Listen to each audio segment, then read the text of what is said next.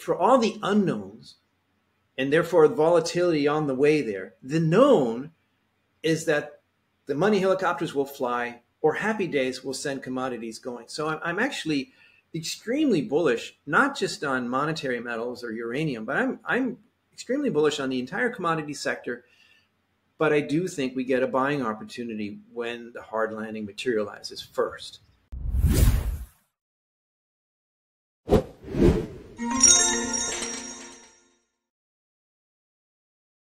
Just the fact that the world's population is still growing. All of this is bullish for energy consumption while we're trying to just stop oil and never mind coal, right?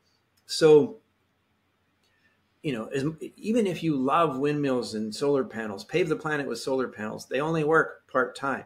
You have to have 24/7, 365 baseload power. Yes. Now, that's not going to be coal, and ultimately not natural gas, which does emit carbon. Even if it's clean natural gas, it does put carbon in the atmosphere.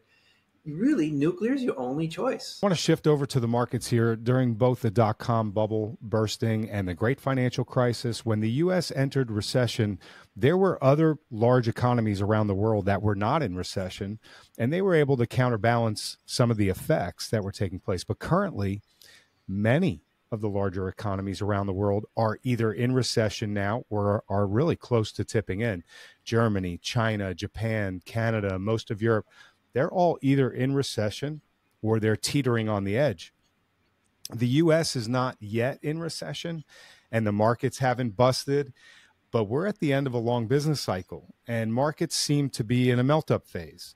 What do you see happening globally this time if the U.S. goes into recession against this current backdrop where these other countries are also in recession?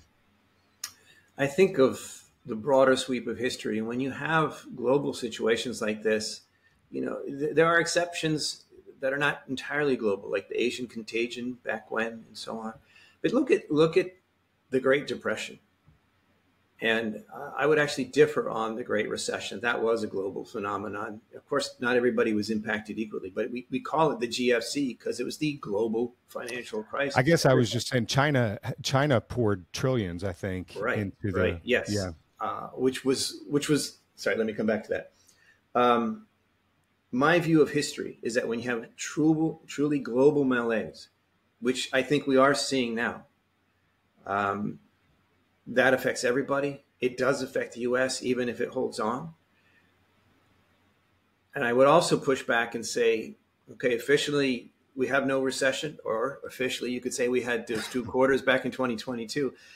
But that's not important. I don't want to quibble over official definitions. I think the reality on the ground, the reason why voters are unhappy and not giving Biden credit for Bidenomics' wonderful success, you know, if you look at the statistics, all these Democrats, and by the way, I'm not a Republican, so I'm not just bashing Democrats, but the Democrats are pulling their hair out on Biden not getting credit for the wonderful, you know, Bidenomics miracle, because the reality on the ground isn't what those numbers coming out of Washington indicate.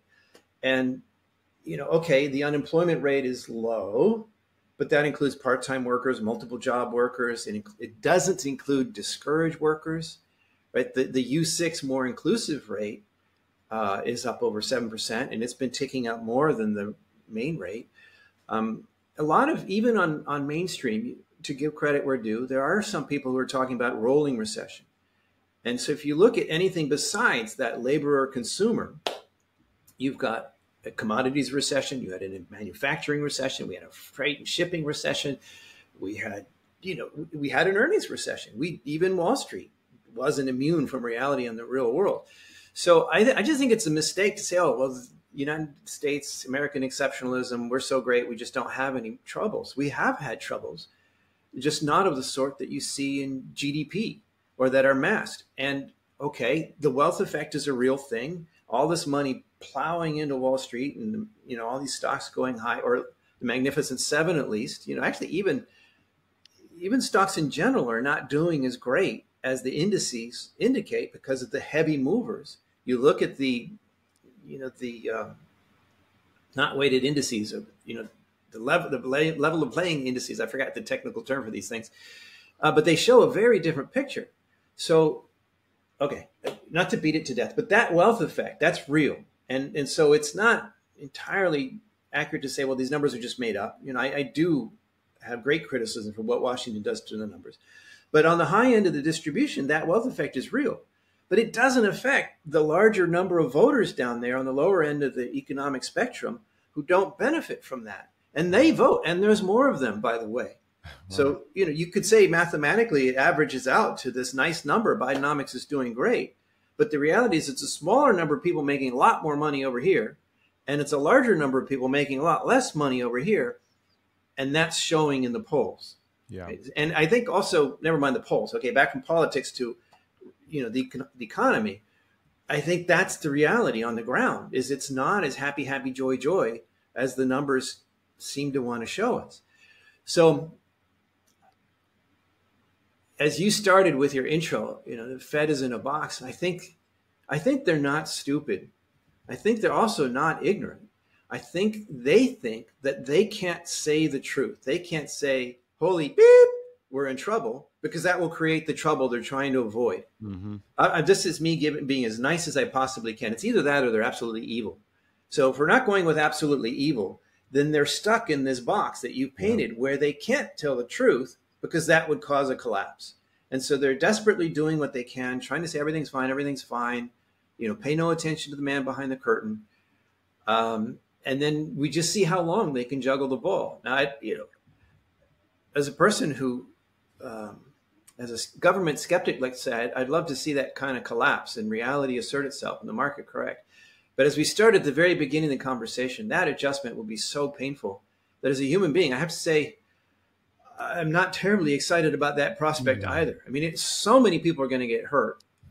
It's hard for me to say I want that to happen. So on the Fed talk, do you think they're out of bullets in terms of monetizing the debt because it would create too much inflation? Do you think they can step in and print the trillions, or do you see a scenario where they're just going to, I guess, allow Mother Nature to take its course finally, and whatever damage it does, it does? Yeah, I don't think they'll ever get to that point, but I think they try to get closer in that direction. By the way, audience, I keep looking over here. There's nothing over there, but Gary on my screen is over here. It seems rude to not look at Gary. I just need to remember to look at the camera. Sorry. So now we get into more dangerous waters, Gary and audience, because we're making forward-looking statements. And I got to say, I have a profoundly formative experience for me as an investor and a speculator was the GFC, was what happened, not just the crash, because actually that was another one of those, nobody could have seen it coming, that we did see coming. And we wrote about it, Casey Research. We talked about, I personally made the decision to pull the plug on all our industrial metals plays in the portfolio in late 2007, because we saw 2008 coming. It wasn't my macro analysis, but it was my call on the portfolio. So, we were right. This was it. There was no way they could paper this over. It was this huge crisis, right? Lehman Brothers, checks came within 48 hours of not clearing banks, right? We really thought that the house of cards was coming down. And it wasn't just me and Doug Casey. It was even people like Rick Rule, who will never say, the disaster is today, would say things like, well, I don't see how they get out of this. Yeah. Right? And all of my seniors, all these people who taught me and I respect, none of us could see how they could possibly paper over this crisis in 2008 and early 2009. And yet somehow they did kick the can down the road. Mm-hmm. So right now we have, that whole crisis looks like just foothills compared to the spikes of off the charts peaks we're looking at now. And that makes it tempting to say, well, gee, how could they possibly stuff this genie back in the bottle? There's no closing Pandora's box. There's no kicking this can down the road. Whatever metaphor you want to choose, it looks impossible. Like, I don't know how they control this. Or if, as we mentioned before, if the Fed loses control of the narrative, it's hard to see how they prevent not just a hard landing, but an absolute smack bang crash landing Hindenburg type situation. I'm showing my age there. Do you think that's likely? Is that probable? Well, I don't know. Is possible? Certainly. Probable? Well, if probable means more than 51%, I don't know. If probable means any significant probability, yes, I think that card is in the deck, and it's not a full deck left in front of us. That could absolutely happen. So I do not know what the odds are. I wouldn't believe anybody who said they could know. What I do know is that last time I was sure they couldn't fix it, they somehow did kick the can down the road. Yeah. I can't forget that, right? So, but here's the thing, Gary. I don't know whether it's inevitable. I don't know if it's imminent. But I do know that their response is going to be to open the money floodgates, to send out the helicopters, the bazookas, again, whatever metaphor you want to do. Done. I have absolutely no question about. So here's the thing. Let's say we're wrong, the skeptics or the people who are worrying about a hard landing, and it's happy days again. That's actually inflationary, and it's bullish for commodities. It's bullish for copper and oil and everything else. By the way, it's even bullish for gold, because everywhere else in the world besides the US, if people feel more wealthy, they buy gold. It's not just something they buy in panic. It's something they buy as savings. It's something that's their wealth effect. So if I'm completely wrong, and I am in team hard landing, right? If I'm completely wrong, that's actually very bullish for commodities. If I'm right, then there's a knee-jerk reaction that's bearish. But then I think the instant reaction, I don't think we're going to have to go through the usual 2 or 3 years of recession before the government gets around to doing something about it. I think they will instantly react with easy money. I think we've well established as one of the unfortunate consequences of the pandemic is that we've established no fault of their own as being justification for sending people free stimmy checks, right? And a recession is no fault of anyone's own, right? Anything that is not your fault, that bad happens to you, the government has basically become this like helicopter insurance company that insures you against anything that's not your fault. And of course, since you're a voter, nothing is your fault, right? So I just think that for all the unknowns, and therefore volatility on the way there, the known is that the money helicopters will fly, or happy days will send commodities going. So I'm actually extremely bullish, not just on monetary metals or uranium, but I'm extremely bullish on the entire commodity sector. But I do think we get a buying opportunity when the hard landing materializes first. So as a buyer, it's hard for me to want to buy ahead of something that seems likely. Yeah, well, I appreciate that perspective. So with all of that as our backdrop, let's head over to gold. I can't escape the feeling, Lobo, that at some point there's going to be a tidal wave rotation out of treasuries, out of high-flying tech and other extended assets and into gold for safety due to some black swan or weird event or financial crisis or credit crisis of some kind.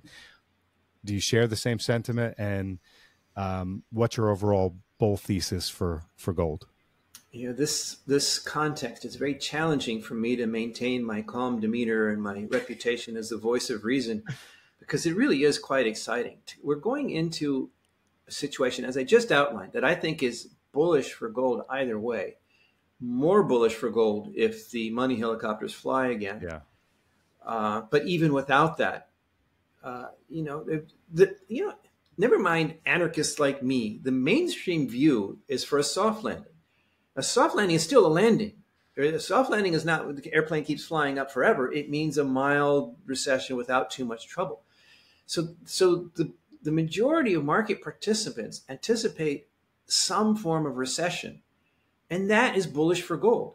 So we're going into a context where either, I'm right and we get this, really big spike in gold, or they're right and gold continues higher. This is why you have, such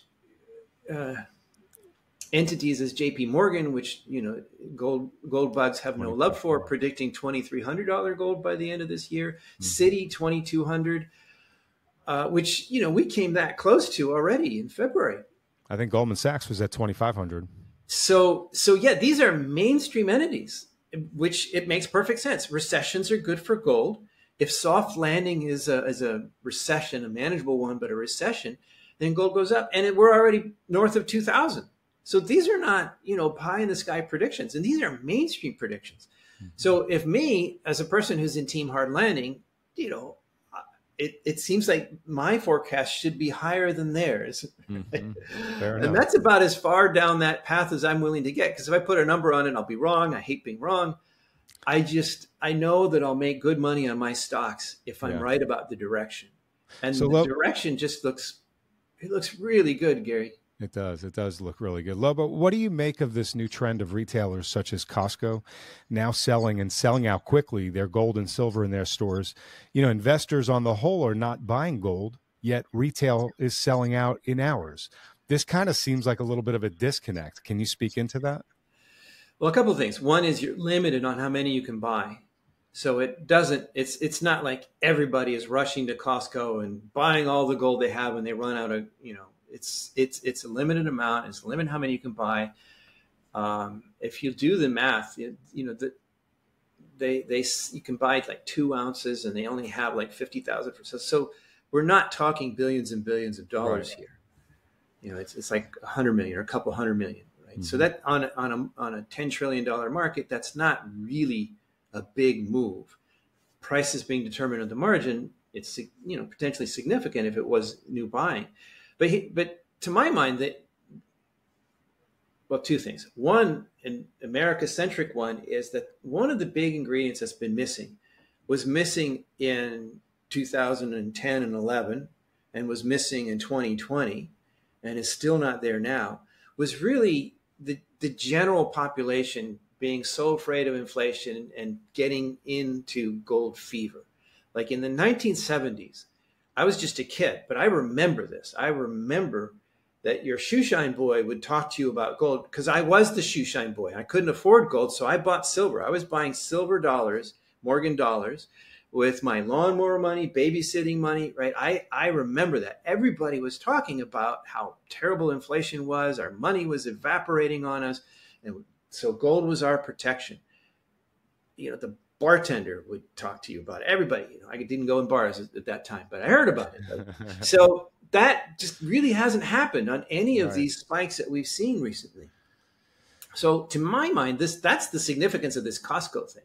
This is bringing gold to the everyday person, not necessarily just gold bugs. And if that spreads, if that's part of the mimetics of the current market, I think that's extremely bullish. The other way I was going to go with this is, okay, not US centric. I was just reading about how gold beads, little pellets of gold, are all the rage in China. And if you can't afford an ounce of gold, or if you don't want to pay the fabrication on gold coins, bullion coins, you can buy these little beads. They sell them in little glass jars like at tourist shops, and you can buy them in smaller amounts, so they're affordable. If you could afford a Morgan dollar, you could afford a bead, a smaller bead of gold. But here's what's really exciting about this to me is, okay, China has a long affinity for gold. Maybe it's not so terribly shocking, but it's young people. This is like a TikTok trend in China. This has become a thing. And people are so worried about the economy in China. They see gold, I think rightly, as a hard asset, as something to insure themselves against volatility in their market. I think that's very exciting. And if it spreads amongst younger people, and sorry, but pet peeve of mine, Gary, I really think it's a waste of time for gold bugs to hate on Bitcoiners. And I think it's a waste of time for hodlers to hate on gold boomers and stuff. The real enemy is fiat. That's where value is being destroyed and people are being hurt by these knaves in government printing money and reaching surreptitiously into people's pocketbooks in that way. So the crypto crowd has done the gold crowd an enormous service by educating young people. So this trend in China I'm talking about, I'm sure, or I feel strongly that it wouldn't happen, or it wouldn't have happened the same way without the crypto buzz and the young people getting into speculation through the cryptocurrencies. And I can tell you personally that I am seeing a younger cadre come into my audience. When I speak now, I see more people with hair, and not all of it is silver. I'm not joking. That's kind of funny, but that's actually true. That's good. I'm seeing people with darker hair or blonde hair, right? Not silver hair in the audience. I have more clients now who are younger, not just my seniors. I have my contractors, my analysts, they're all young bucks who, if not explicitly came to it through crypto, they're just younger people who get it, who are interested in speculation, and they're agnostic about what the basis is. It doesn't have to be gold, or it doesn't have to be cryptos. it has to be something that can give me a hockey stick, right? Mm-hmm. So I think this context is actually very, very bullish because, if no offense, but once all of us with silver hair or, move on, shed this mortal coil, what happens, right? And these younger generations are big. This is the next demographic big wave. So yeah, very bullish. Wonderful. So central banks, Lobo, have been buying gold, as you know, to front run all of the risks, geopolitical, economic, debt, not to mention potential purchasing power loss. Do you believe Western investors currently see or understand these risks the way central banks do? And will it be too late for most of them when they finally do understand? I guess the average person probably doesn't. I have to push back and say, I don't know that. That's the narrative. And we think that. It seems obvious and there's no other explanation that presents itself. But I'm not in the dark, smoke-filled rooms where these central bankers make their evil decisions and plot their plans. So I don't know. And, for almost 60 years, I've spent my life questioning the powers that be and despising central bankers. So it's very funny to me that now gold bugs love central bankers because they're buying gold and so let me say it's difficult for me as a gold bug or as a government skeptic to see central banks as my savior and praise them. Right. That having been said, the central bankers will tell you that gold is not money. Bernanke famously, with his vein pulsing like a cartoon on his forehead, said, "Oh, we just keep gold for tradition." Right? So they say one thing, but you look at their actions. Yeah. And if actions speak louder than words, so here's the gold bugs get off the hook for free card. We don't trust central banks. We don't believe anything they say, but they're still saying the same bullshit we always disbelieved. But if actions speak louder than words, then we can look at what they're telegraphing with their actions. Mm-hmm. And what they're saying is we don't trust the world's fiat reserve currency standard of the world. And of course, the Russian second invasion of Ukraine has shaken things up, and it's really lit a fire under this. We don't know, but I think that seems pretty obvious. The good news about this is that doesn't go away, Gary. Putin and Biden or Trump don't kiss and make up, and everything goes back the way it was. Exactly. Even if they did, even if the next president of the United States, whoever he is or she, if Trump gets put in jail, if they kiss and make up, I don't think that makes suddenly China say, "Oh, I trust the dollar more," right? Or India or anybody else. They're not going to, once the dollar got weaponized, once the U.S. used that nuclear option, kicked Russia out of the SWIFT, and now they're talking about using the seized assets to pay for the Ukraine war, right? That's another genie that just doesn't get stuff back in the bottle. And that's very bullish for gold. So, great points. Is in your analysis, is institutional money flowing into the mining shares at this point? And if not, what do you see as the driver to bring those flows into the space? And will that be the catalyst to get mining shares moving? I think we are seeing institutional money. It may not be all central bank buying of physical itself. It could be institutions as well. Because if your thesis is, you've probably interviewed Rick Rule, or you've heard him say that the average allocation of global assets around the world to gold as a hedge over the decades, the 40-year mean is 2%. Mm-hmm. It's currently around 5%. So a reversion to mean, not new record highs, just a reversion to mean, is a fourfold increase in investment demand for gold. Yeah, it's less than 1/2%. Right, currently. Yeah. So I'm not sure we will revert to mean. The world is a very different place. And sorry, but until they blow up, the cryptos do present an alternative. But let's say it goes back to just 1%. Yeah. That still doubles your investment demand. But the point is that if you're doing this for safety, if you're doing this for prudence, if you're doing this because things might blow up or melt down and you want to have some safe haven exposure, you're buying physical. You're probably not even buying an ETF. You're buying physical. And if you do buy an ETF, okay, you trust GLD, okay, you buy an ETF, you're still not buying the gold stocks. So no, I don't think we're seeing a new institutional interest. You know, the players in the industry, the people already there, they have capital to allocate.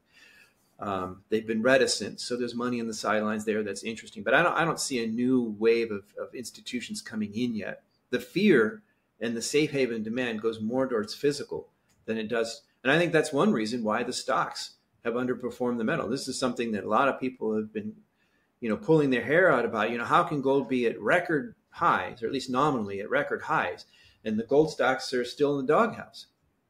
I think this is one reason. The big money isn't looking at the stocks yet. So what will change that, part two of your question, we'll see. We talked about how one of the things missing this time around is the general population's interest. I do think that changes. I think probably Wall Street gets there first when they start realizing, you know, holy beep. And then how do we make money, right? Okay, it's one thing to allocate a bit to gold for prudence. And then, well, okay, but we're Wall Street. We want to make money off of this catastrophe, right? So how do we make money? I think that's when we start seeing more institutional or just deep-pocketed investors getting into the space. I don't think it's happened in a big way yet. What would trigger it?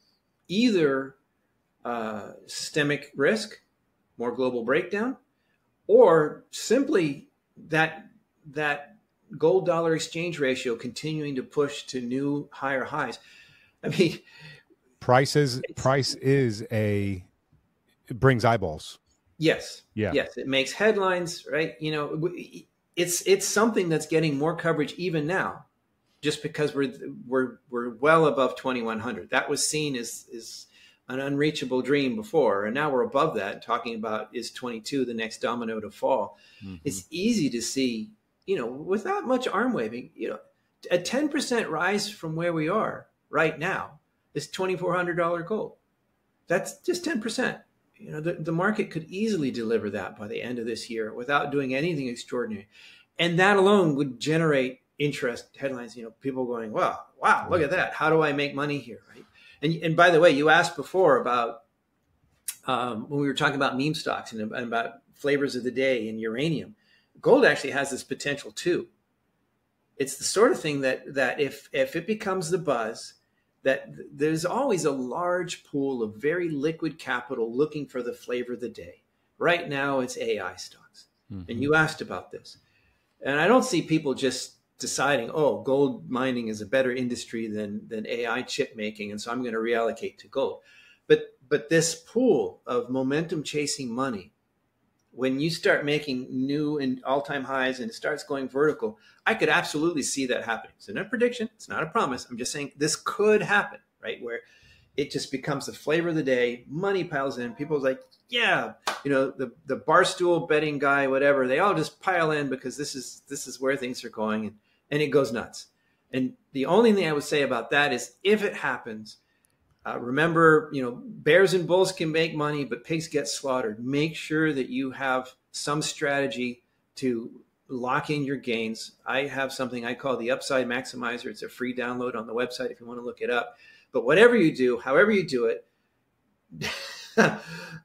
you know, trees don't go to the sky forever. Make sure you have an exit strategy. Make sure you don't let those gains slip through your fingers.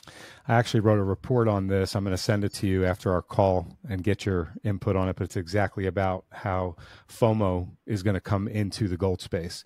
The spot price of gold, Jim Bianco has talked about this. It's close to all-time highs, while cumulative flows into the 10 gold ETFs has dropped considerably in the same time. And this is the biggest divergence that we've seen in 20 years. What is happening is that the ETFs are actually unloading as the price of the metal is rising. So who knows how long this can go on, but something has to give, right? Well, this is something we were just talking about. Like the institutions are offloading, right? The ETF managers, they don't just decide, oh, we're going to sell gold. I mean, that they face redemptions. They face inflows and outflows, and they have to buy or sell accordingly, right? So it's not them deciding to do that. It's the market. And I don't think this is generalists. Generalists aren't in gold or gold stocks at all. Right. So this is actually industry insiders already saying, oh, hey, this is, 2,200. That's way, that's a peak. That's a top, and it's, Who knows? Maybe they're right. Maybe the smart money is right. But I'll tell you this. The smart money's been doing this on every peak we've seen since 2020, and they've been wrong. The recency bias for everybody in the industry is 2011 and 12, and then boom, 5-year bear market, right? Nobody wants to be the bag holder in 2011 to September 2011 at the top there. Everybody in the industry, people who know the industry, everybody knows that history. Everybody's afraid of it. And of course, 1980 was even worse. Right? Mm-hmm. It crashed down from 1980. So it's not just recency bias. It's basically all of the history since gold was severed from the dollar and allowed to seek its price in the market, its value in the market, says that gold comes back down, crashing down after a spike. And so no wonder industry insiders, every time there's a big surge, are taking profits. Fortunately for us, this time we have evidently central banks happily taking them up, weak hands shifting over to strong hands. Mm-hmm. So I think it's I'm not sure what Jim's conclusion was. I do watch him. He's a very intelligent analyst, and he seems pretty independent. He's not just a mainstream cheerleader. He's not a gold bug. He thinks his own way, and I appreciate that. But I don't think my models and his are the same. So I'm not sure I don't remember the conclusions to what he said, but my takeaway from this is actually bullish. And maybe you want to say, oh, Lobo, you're just a gold bug and you find something bullish in everything. But, you and I haven't done an interview before, but people who watched my interviews before, they know that my bull call for 2023 was not gold. It was uranium. Correct. That was my highest conviction trade last year. So I'm not the broken clock who just happens to be right twice a day. My context for gold this year is my context for gold this year. And the fact that the central banks have, or the apparent fact that the central banks have kept the gold dollar exchange ratio, I don't call it the gold price because gold is money and it's a foreign exchange question in my mind. So the evident fact that gold has been propped up by central bank buying around the world when higher dollar, rate tightening, all this other stuff would have been bearish for gold, I think is extraordinary setup. And this is different from what we've seen before. And to your comment about the people who keep selling these spikes, they've been consistently wrong since 2020. We're going on 4 years now of that's the top, time to get out, people being wrong. Exactly. And we've got the central bank buying, and now we've got a Fed pivot looking all but inevitable. Recessions are good for gold. I mean, the context isn't like, oh, gold has gone down for 5 years and now it might go up. The context is gold has gone sideways for 4 years and it looks likely to go up. So, yeah, I'm very bullish this year, much more than I was last year. Wonderful setup. Wonderful setup and a wonderful discussion. Before we wrap up here and I ask Lobo our final question, I want to point everyone over to our Substack. It's free. Just go to metalsandminers.substack.com. We post free content on the consumer, the economy, markets, artificial intelligence, individual metals and miners, and of course, all the interviews that we conduct. When you subscribe, you're going to get a free gift. It's a report that we wrote based on the important Ray Dalio principle titled, If You Don't Own Gold, You Know Neither History Nor Economics. It's a free gift and it's a must read for everyone on why we all should be owning gold. So head over to metalsandminers.substack.com, put in your email address, and you're going to get this free gift on us. Also, we're new. Metals and Miners has only been around less than 2 months, and I'm looking for you to comment and tell us what information you want so we could better tailor our expert interviews to your needs and your likes, or just tell us how we're doing. If you've enjoyed the conversation with Lobo as much as I have, would you please let him know? Hit the like button and subscribe button. And of course, leave that comment below. All right, Lobo, in wrapping up our discussion, I've got this final question for you. It has to do with positioning. With the market and the economy backdrop, as we've discussed for this last hour, what asset classes are you staying away from and what asset classes are you moving into? Right. So I'm looking right now. My marching orders are pretty much just gold and uranium, 2 yellow metals.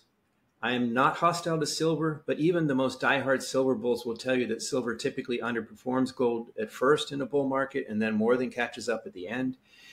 It has done that every single time except 2020 now, so it makes me a little nervous. But still, pretty good odds. So I like silver, but right now the focus on gold, on uranium. I'm very bullish farther ahead as we talked about commodities in general. I like oil and copper the most, but I'm not touching them or any industrial minerals until after I'm sure the recession has done its worst. Yeah, and makes sense. Okay, maybe I'm wrong and there is no big recession. Well, that counts as after I'm sure it's done its worst. If I'm right and there is one, well, I still want to wait. Either way, those things they're not going to like go to the moon overnight. So Right. I think it behooves us to wait. I am, I'm skeptical of mainstream equities, and yes, I get that AI is revolutionary and so on, but it's hard to chase stretched valuations. Exactly. Who knows what anything is worth these days? And you know what? If there is a recession, if there is a hard landing, everything's likely to get whacked. I don't know if we get a market crash because Wall Street's been trained that the Fed will come to the rescue. Bad news could be good news. But it's hard to see valuations keeping on soaring in that kind of context. So I think this is a time to be defensive. And one final point is gold is not a speculation. It's not even an investment. Gold is savings. It is physical wealth you can hold in your hand. It is a long for which there is no short. It is the ultimate form of liquid savings that you can use if you ever need it in times of great difficulty or opportunity. I have personally benefited from monetary metals this way in my life. It's just don't fret the current prices or trajectory. If you don't have savings in monetary metals, that is something I think everybody should rectify, because we just don't know when the powers that be actually will lose control of their house of cards. Yeah, very important for all of us to hear. Lobo, thank you so much for being so generous with your time, your analysis, your ideas, and for coming on to Metals and Miners. It's been so good to spend this time with you. Would you tell everybody where they can learn more about your work and how they can connect with you? Sure. Very simply, I'm at Due Diligence Guy on X, formerly Twitter. If you go to our website, we have a free weekly newsletter called The Speculator's Digest. And through that, you can see how I work, how I think, whether or not you want to hire me as your due diligence guy through the paid services. And the one promise I will make is if you do sign up for that, we will not spam you with a flood of daily advertisements. I hate that stuff. You get one email per week. You like it or you don't, you can unsubscribe. That's the best way to find out more. Wonderful. Everybody go onto Twitter or X and connect with Lobo and go check out his website. Lobo, thank you so much. Thank you, Gary.